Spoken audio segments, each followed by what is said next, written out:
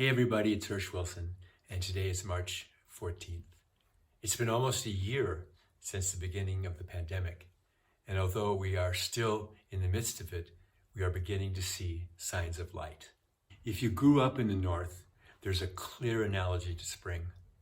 After a long, hard winter, where as kids we were locked up for months, March would roll around and there'd be more light in the sky and occasionally even a warm day, 30 degrees. Minnesotans would understand that it was still winter.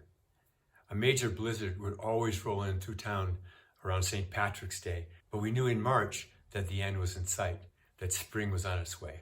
I remember when I was in my 20s and living in downtown Minneapolis, I'd go running around the lakes in March, and there'd be huge snowdrifts, but between the drifts, there'd be people in bathing suits soaking up the sun. They were hardy folk, but they were desperate for sunlight, barring any unforeseen circumstances, and remembering that there's no such thing as bad weather, just unprepared people. It does feel like we're in the march of the pandemic. The coming of spring and the real possibility that the pandemic is winding down is a cause for celebration, but it comes with a twist, and that's just how life works.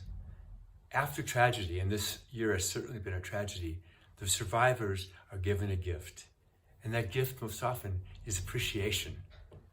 And it grows in our hearts right alongside the grief that we feel. A story to illustrate. One of my gigs in Santa Fe is coaching soccer. I've been a soccer coach now for almost 20 years. Well, last year in March, of course, all sports were shut down. So it's been almost a year since I've packed the tools of my trade, balls, pennies, cones, and wandered off onto a soccer field to coach kids. But 2 weeks ago, the school where I coach was given permission to start sports again. Everybody had to wear masks. There were no spectators, but the kids could play. Our first real practice was sheer joy. If you've ever seen the YouTube video of cows coming out of the barn after a long winter, it was exactly like that. Just exuberance, teenage exuberance. Of course, as a coach, I was kind of rusty. Practiced coaching tips that I'd used for years would come out of my mouth, but I wasn't even sure what they meant anymore. But the sky was blue, the field was surrounded by snow-capped mountains, and it was just amazing to be outdoors with kids playing this wonderful game. A final story. A long time ago when I was a dancer, I was living in Winnipeg, Canada. It was winter. It was way below zero. And I couldn't go outside. It was Sunday. And so I was cleaning. And as I went to clean one of the windowsills, I noticed in the dust of the windowsill, there was a cactus. The mother cactus had died, but this little piece of cactus must have broken off in the summer and laid there in the dust. But what was fascinating is that it was rooting in the dust.